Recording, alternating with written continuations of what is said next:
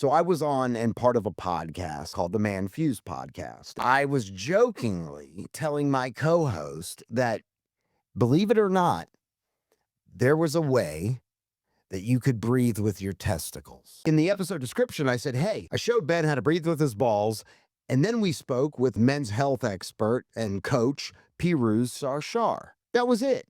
That was all I mentioned in the text. We talked to Piruz on that episode for about 30 minutes. So to shorten this whole thing up, about 6 months later, I get a very panicked phone call from my co-host. And I didn't answer it. And he kept calling back. And finally, I'm like, what, man? What?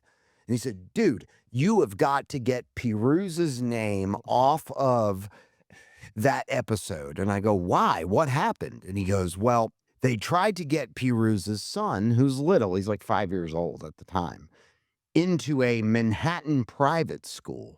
And they Googled Piruz's name. And 4 results down in the Google search, the episode of How to Breathe with Your Balls came up. They didn't accept his kid. So I did what any good friend would do. I went home and I took his name off of that episode.